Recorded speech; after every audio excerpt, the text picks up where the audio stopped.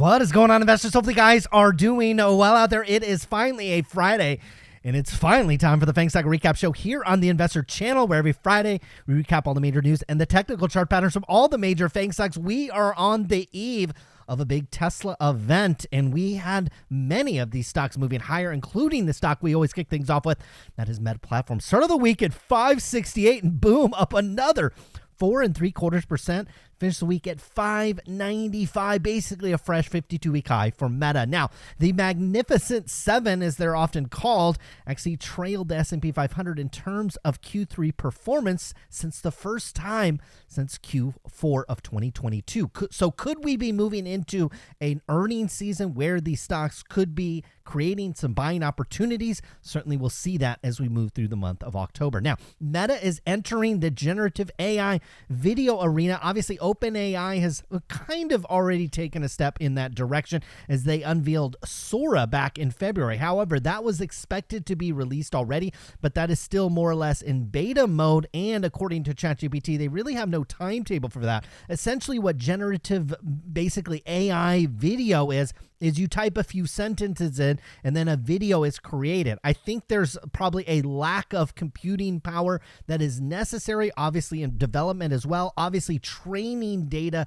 needed to create the video models. But my guess is as we move into next year, these types of models will become more sophisticated. Now, Gavin Newsom is vetoing a controversial, put that in air quotes, AI safety bill. We'll also put safety in air quotes as well. This would have required Meta, Google, OpenAI, Microsoft in particularly to file different types of safety and follow different types of regulatory type of things. This essentially keeps it somewhat of the wild, wild west, which you'd probably expect given the type of money that these tech companies donate to Mr. Newsom. Now, moving over to Apple, start of the week at 232, down about 2.3% on Apple. Finished the week at 226.80. Now, it is the season when the iPhone gets released. Everybody starts to guess how popular it is. Lead times. These are the estimated wait times when you try to buy one of these on Apple, maybe even Verizon, AT&T, other retailers as well. It looks like they held steady in week 3. That is viewed as a positive, I guess, for Apple as demand continuing to stay strong. Now, but Barclays saying that they possibly cut Q4 iPhone 16 shipments by about 3 million units over last year. And look, when the units cost $1,000 each retail, that is a rather significant amount of money. And Apple may have to turn out of China after a fire in an Indian facility where they make iPhones for components, and we'll see if Apple has any disruption in terms of that. Now, we talked about on our semiconductor show in the Arizona fabricating facility built by Taiwan Semiconductor, they're already producing at some rather significant volumes these A14 iPhone chips, which were released 2 years ago. Many believe that Apple is scaling up the manufacturing of those chips to put into a new iPhone SE, potentially a new iPad Air that will debut sometime next year. Now, Amazon started the week at 188, basically flat, although down about 1% to finish the week at 186.51. Now, Amazon is maybe going to get into its new live news business, and so this will be for election night potentially, as they plan to stream live news for the very first time on Prime Video. It'll be very, very interesting to see which direction Prime Video goes. Here in the United States in particular, you have, I would think, an overabundance of what we would call left-leaning news outlets. This would be your CNNs, your MSNBCs, probably your network news as well, your CBS and ABCs. Now, Fox News dominates conservative, or what's viewed as conservative media, and they have a near monopoly on that, at least from kind of the major news network side. We'll see which direction Amazon decides to go. Do they decide to lean one way or another politically? Do they try to play it right down the middle? And how they play that will probably determine on how popular that show goes. Now, they are also showing more and more ads on Prime Video. Video. This will be interesting when Amazon reports their earnings later this month, is see how much that ad business continues to scale up. We get a little bit of a view when they report the different segments inside of their business, but we're seeing a lot of anecdotal reports out of Amazon that they continue to show more ads on Prime Video, and those ads are probably pretty darn expensive, so they'll show up from a revenue perspective. Now, they secured a partial dismissal of an FTC antitrust lawsuit. This partial dismissal relates to an e-commerce lawsuit that says the company has anti-competitive practices to maintain an online retail dominance. I think Amazon can probably argue that it doesn't have online retail dominance, considering there is a significant amount of competition out there. Amazon probably in the clear, I believe, for the most part. Now, they plan to hire 250,000 seasonal employees to try to meet the demand of that holiday rush. This is a similar tally to what they were hiring back last year, so you don't necessarily see a lot of growth there, but it is a good sign that Amazon, we also saw this with Target as well, hiring more people for that seasonal. Now, this was interesting also from kind of the anecdotal side, is that 73% of Amazon employees, and these are not the warehouse workers, these are the salaried staff that tend to work in the headquarters in the Pacific Northwest up in Seattle, that many of those employees, as you probably remember from our Amazon news segments just a week or so ago, is Amazon is requiring those workers to go back to work 5 days a week versus the current 3-day-a-week requirement. And 73% of those employees are considering quitting in response to Amazon saying that they will have to start working from home. Now, if they just voluntarily quit, that means no severance, no hit on the earnings side from Amazon. Many in the industry believe that Amazon did this 5-day requirement not just for office kind of cohesion and those types of things, but it was really to try to get rid of some of these people without actually having to fire them. And my comment is Amazon's 2025 earnings per share estimates need to go way up if 73% of these people voluntarily quit. Now, moving over to Netflix, start of the week at 708 and just drifting higher into earnings as Netflix finished the week 1.47% higher at about $720 per share. Now, the Philippines imposed a 12% value-added tax or VAT tax on Netflix and Disney services. We'll see how those companies adjust pricing going forward. Moving over to NVIDIA, started the week at 120 and stayed hot, up over 3.2%. Finished the week close to $125 per share. Cisco is closing in on funding CoreWeave, which is an NVIDIA-backed cloud computing provider, valuing the AI startup at about $23 billion. I believe they raised money last year at about $9 billion valuation, so you had a massive improvement there. We also got comments from Jensen Huang this week saying that NVIDIA's Blackwell demand is basically off the charts. Now, Cerebras Systems, a company that we'll talk about a little bit more in depth on our semiconductor show. That'll be later this weekend on the other channel. Links are down below, always to that. They have filed an IPO to go public. We'll go through the document. We'll talk about what Cerebras does. They are somewhat of a competitor to AMD, Intel, in particular NVIDIA as well. Cerebras is known for making, I think, what they call the big ass chip, which is basically an entire wafer of chip. Instead of creating a big wafer and then dicing or slicing it up into smaller chips, Cerebras is known for creating an entire chip. They also have what they call, I believe, a data center in a box, which is basically an off-the-rack type thing that you can buy, and it has everything that you need in one single unit. I've been at conferences where the CEO and kind of founder of Cerebras has spoken and found him to be extremely credible and extremely knowledgeable. This is a company that we'll keep very close tabs on. Moving on to Google, start of the week at 164, up about 1.5%, finished the week at 167, excuse me. Now, this is really, really exciting news if you're a fan of Google.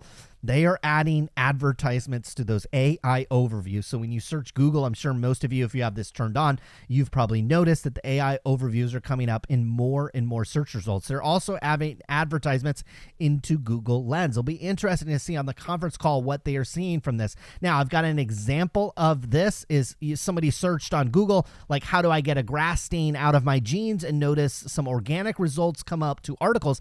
But down below are sponsored results to different types of detergents or pens that allow you to get out stains. I would expect more and more of this going forward. The examples that I've seen from Google search and shopping and AI are absolutely fantastic. And I ultimately think Google's going to be doing very well with AI results and obviously advertising. Moving over to Microsoft, which you might as well call the kind of OpenAI segment. We've got a lot of news there as Microsoft started the week at $428, down about 3%. You want to see this technically down about to $416 per share. Now, like I said, OpenAI expanding its footprint as it leases some Manhattan office space. I was in Manhattan about a month or two ago. It's a beautiful city, obviously. Now, OpenAI announces a new $4 billion credit facility with a bunch of banks. They also got SoftBank to reportedly put up about $500 million at a $150 billion valuation, which now puts OpenAI in a rare stratosphere, overtaking SpaceX as one of the most valuable private companies in the world. Now, some of the investors believe that AI could provide a key to happiness. I guess, the bountiful life that we live here on Earth is not happy enough. Now we need AI to contribute to that even more. Now, Microsoft plans to pay publishers for Copilot Daily content. I think Copilot Daily is kind of a news brief or a news dump and a feed for people that are in Copilot. And I've talked about it numerous times here on the show. I think we're entering the golden age of content. There's a lot of people that are worried about Google integrating AI into their search results and maybe not getting as many clicks to your website and those types of things.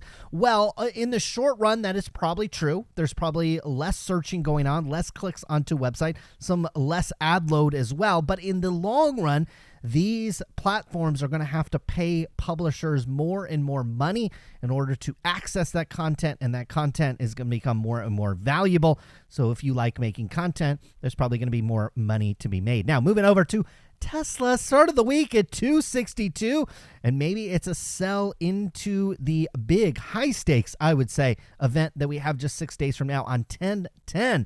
Tesla unveiling their Robotaxi plans as Tesla finished the week at about $250 per share. Now, a chief information officer that has been with the company since 2012 decided to take this week to leave the company.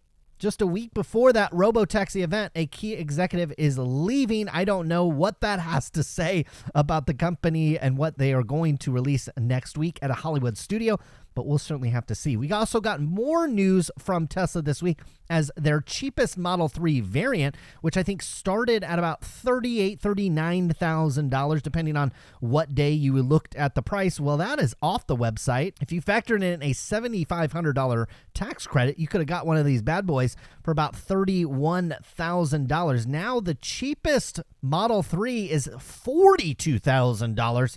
And if you apply that $7,500 tax credit, which tends to get taken off the price of the car, you're looking at about $35,000 for one of these Teslas. Certainly not a wildly expensive vehicle, but certainly interesting that Tesla taking off that lower price tag. Everybody always says that the key for Tesla is always something different. Now it's the robo-taxis. At one time it was full self-driving. At one time maybe it was the energy business. But a lot of people said, well, a cheaper car is the key for Tesla.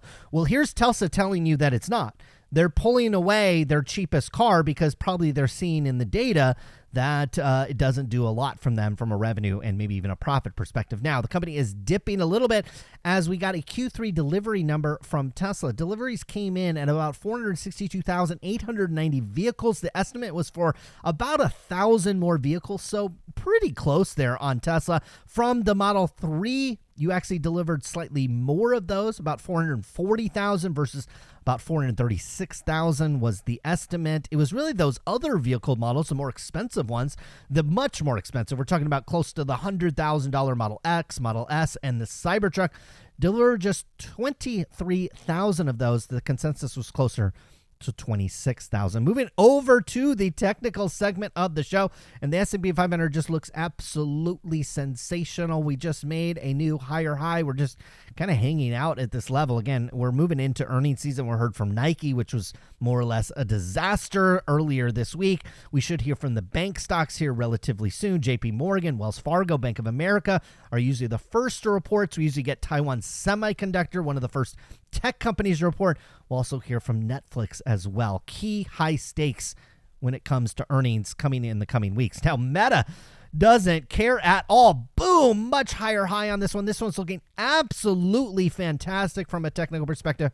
Needless to say, when you confirm a new higher high, you are looking for pullbacks and you're looking to buy those pullbacks. Apple is consolidating in a pretty tight range, more specifically up here in between, we'll call it maybe 220 up to about 230. You can stretch this all the way down to about 207 as well. We haven't made a new higher high on this one, but we also are not finding a ton of new sellers of the stock at this level. Apple just consolidating a level. Wait for a move on that one. Amazon looking pretty good. We did not able to confirm a new higher high on this one, but we are still in our channel. We are consolidating pretty tightly between, we'll call it maybe 160 and 190 on this one. We've pretty much been in that range since February of this year. Some deviations above or below that until Amazon gets a break above one of those two figures. You've got to expect that trend to continue. Netflix looking absolutely beautiful. We have finally broken above the all-time highs that you made back here in November of 2021, and this thing just looks absolutely fantastic. Netflix usually one of the first companies to report, and we'll get earnings from them 13 days from now. 13 days from now, slurring my words. I haven't been drinking. It's only Friday. Netflix reports Thursday, October 17th. NVIDIA is one of the last companies to report their earnings.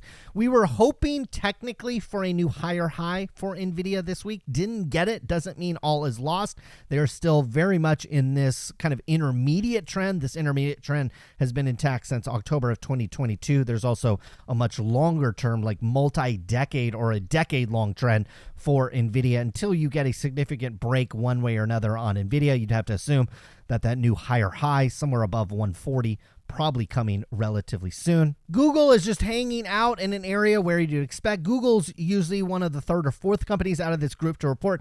I see here on October 22nd is when we'll be hearing from Google. So a couple of weeks now from Google, setting up in a good area. If they report strong earnings, though, you could create a new higher high for Google, which would take you from 167 up to maybe 197. So some upside left certainly there. Microsoft still looking pretty darn good.